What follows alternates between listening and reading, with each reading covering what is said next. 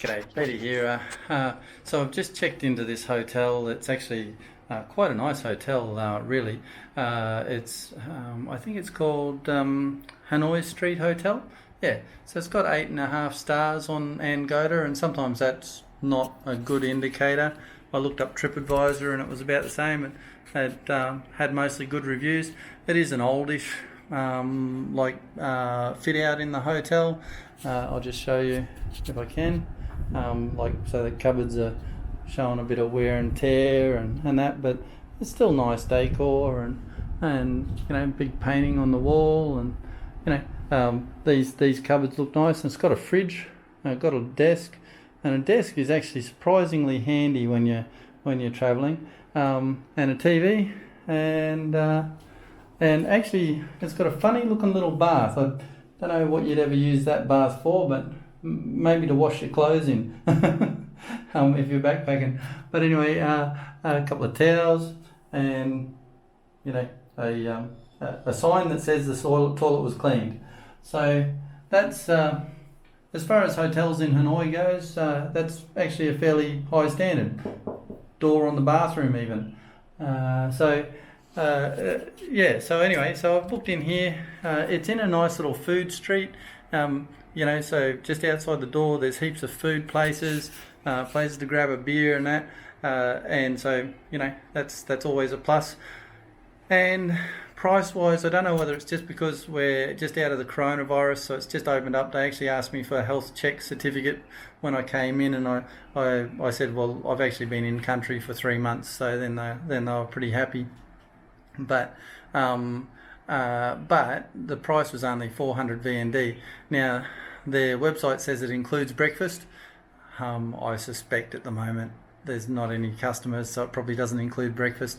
But anyway, so 400,000 VND, that's about, 150,000 is what I used to get to like $10 when I first got here. 15 VND to the dollar, but at the moment it's probably actually down at about 13. So it's about 30 odd dollars. So not bad. Like fridge, TV, aircon. The aircon's actually cold, and it's got a nice, well, not a nice view, but it's got some kind of view. There's a mango tree there, and you're not looking directly at the back of the other buildings like you often are. Like often you open the window and it's a concrete wall in front of the window. So it's not what I'd say is a bad view, but at least you can tell that the sun's up, and that's all you really need. Is something where you can look out the window and go, oh, it's raining, sun's up, it's going to be a cloudy day, whatever.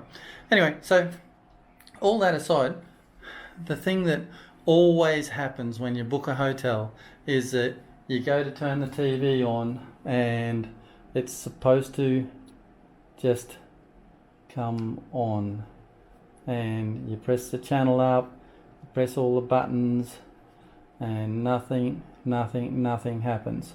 So that happens like 9 times out of 10 when I'm traveling, that the TV remote batteries are flat. Now, a lot of people will tell you carry some batteries around with you, but I'm not a charity and I'm not in the habit of buying batteries for hotels. So what I do is a simple little fix, and I'll just, I haven't tried this in this hotel. For all I know, the TV's unplugged, but just pop the cover off the back. Now you don't need to run down the road, because you're tired, you just want to turn on the tunes, have a beer out of the beer fridge, right, and relax. And the last thing you want to do is have to worry about going to buy new batteries. But I learnt this trick actually from my new girlfriend, and now firstly, if this trick has any adverse health effects on you, I take no responsibility. It's for information and entertainment purposes only, and it might be funny watching me do it, I don't know. But as odd as it sounds, and I don't know why, but if you bite a battery, magically it's got more power. And I've had these batteries where I've bitten them a couple of times, I've been in the hotel for 2 weeks, a month even, and they've worked fine for the time I'm there. So it's really weird. But anyway, surprisingly they bite fairly easy. They're just a little tin shell on them. Don't bite too hard though. Just a couple of little bites in it like that, you know. I don't know whether that'll focus. So I don't know whether you can see that. Just a couple of little bites in it. Right, chuck that battery back in. Make sure I get it around the right way. Bite this other one. And if there's a battery guru out there, they might tell me why this works, but because I've got no idea why that would have any chance of making a battery rejuvenated, as it were. But now look, we'll just see whether that works now. Oh no. Maybe it doesn't work on this one. Like I said, this TV might not even be turned on. Sometimes they have like a master switch for it that they don't even have plugged in. Just wait a second.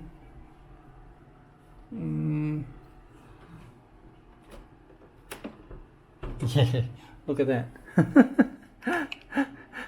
Unplugged. So now it's not going to tell me whether it actually worked to do that. But why would you have a TV sitting here and unplug it for people? It's very common in Vietnam. So you've often got to, be a bit of a Sherlock Holmes when it comes to fixing things in Vietnam. Like you'll come in and air cons won't work because they're unplugged, and fridges are connected up to those little door key things. So when you pull, oh, there you go. Look, see, let's see whether the remote works. Well, if it didn't work before, it does work now. Does it turn back on? Yep, turns back on. Excellent. So I don't exactly know whether the batteries were flat before, but they certainly work fine now. So anyway, I mean, so the content of this video might be, if your TV doesn't work, have a look behind it, make sure it's plugged in. Bite the batteries might be the second thing you do after it doesn't work. And the other thing is, like I was saying, with your bar fridge, oftentimes if you're in a hotel that's got one of those key slots that you put the card in as you come in the door to turn the power on to your room, oftentimes your bar fridge will turn off when you pull the key out. So that's totally useless. Like you go and buy some ice cream, you chuck it in your bar fridge, or you buy some cold drinks. You go out on a tour for the day, you come back and everything's hot. But some hotels are like that. So so just watch out for that one too. Anyway, I'm gonna have a beer now because it's that time of the day, and tomorrow, because I'm only in Hanoi to go and see the Australian Embassy. Speaking of which, the Australian Embassy in Hanoi, if there's any government people watching this video, do something about it. Like, you, other than the Australian flag and the coat of arms, there's nothing much there that says that it's Australian. You walk into the lobby and there's a jacaranda tree in the front yard. You walk into the lobby, there's an Australian flag out the front, Australian flag inside, and a couple other flags and Aboriginal flag. But then there's some photos of prime ministers, some photos of ambassadors. Nobody cares. Like if you're a Vietnamese citizen and you came to the Australian Embassy and you're looking at immigrating to Australia, you'd be thinking Australia's the most boring place in the bloody world. Honestly, you have a look at my video on this. The walls have got bugger all on them. They should have photos of Ayers Rock. I know I'm not allowed to call it that anymore, apparently. They should have photos of the Gold Coast, the Great Barrier Reef, have cross promotions for Australian trades maybe, or industries, tours information or something. Like we've got a whole other department here that's Austrade, right? But they haven't thought to come and put anything in the embassy that when somebody come to get a visa to come to Australia, they might look at it and go, oh, I'm going to stay in the Gold Coast, or I'm going to stay in Melbourne, but look at the Gold Coast. While I'm there, I might go to the Gold Coast. I mean, really? Like for the money that the government costs Australia, why can't they just put in some information that helps Australian citizens? I know it's a government agent, but it's over here to promote Australia to Vietnam. It's the embassy or the consulate. It's supposed to typify Australian values and Australian culture and Australian, promote Australian culture and opportunity, as it were, to the world. But I walked in there, who wants to see photos of the Prime Minister from 30 years ago on the wall? Like, yeah, sure, have that too, but have some photos of something that's interesting that people want to come to Australia for, and some of our industries, or like if you're a businessman in Vietnam and you had to go to a consulate for some reason, you walk out of there, you haven't learned anything about Australia or what opportunities there are in Australia for what our primary industries are or what we can do. There's a model of a bridge in the lobby that Australia chucks some money at building. And honestly, I don't even know where the bridge is. It's a model of a bridge, a huge bridge. It tells you all the details about it. It's got 1,700 kilometres of cable in it because it's a suspension bridge and all of these things. And it's this long and whatever. And I'm going, that's all great, but it doesn't, it actually doesn't even say where in Vietnam it is. Like a map on the wall, we built that bridge, or we paid for half of it, or it was Australian engineers or Australian companies built it, or I don't even know why it was there. So that's my little, I know this video started out being a video about batteries in hotel rooms, but that failed, and so I'm putting a plug in for Australian the Australian Embassy to do something about it. So if you think our Australian Embassy, if you're Australian, or even if you're a foreigner, if you think that when you walk into our embassy, it should, at least have a picture of a kangaroo or, a koala bear, or, have some promotional value for Australia, for our education or for our Great Barrier Reef or for something, like, it should add some value, surely, other than just... they notarise documents there, so they stamp documents. That's what they do, and I mean, Australia doesn't make any money out of that, and it's a huge building. Like, this is literally a huge building in the middle of Vietnam. There's a lobby area. Obviously they have dignitaries and whatever come there, but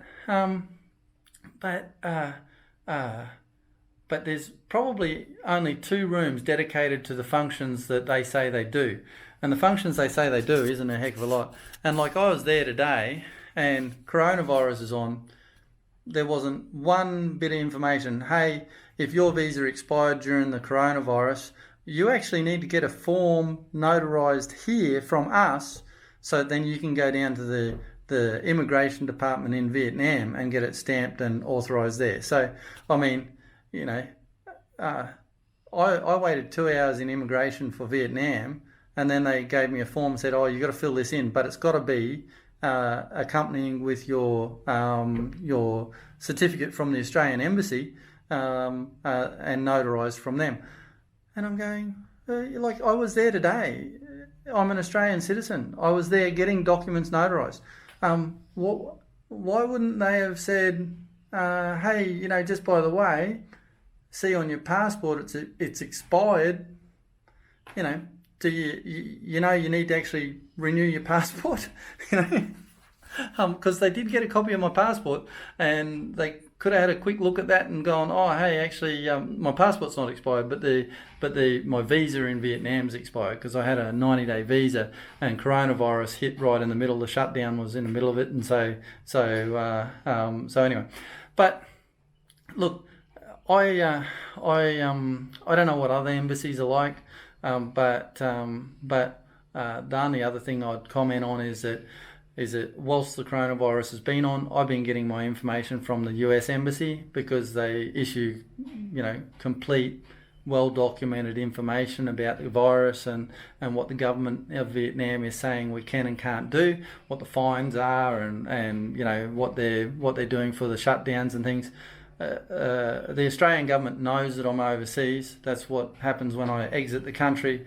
They know my email number. They probably even know my phone number. I haven't received one email from the Australian government even saying that there was a virus and be careful because you're in a country that's right next to China. So now I know I'm supposed to log on and read the health alerts and all of those things, but how hard would it be really to spam out to the 6,000 people that are overseas at the moment an email that just says, hey guys, here's a toll-free number if you need to call us about anything.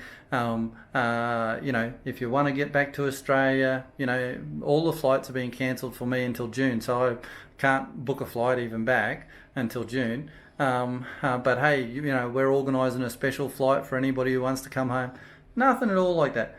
Other countries, I heard that like France is repatriating all of their citizens, and America is, and all of these other countries can do it, but Australia hasn't done anything. Anyway, I've been prattling on for long enough now. I'm gonna actually have my beer and call it a day.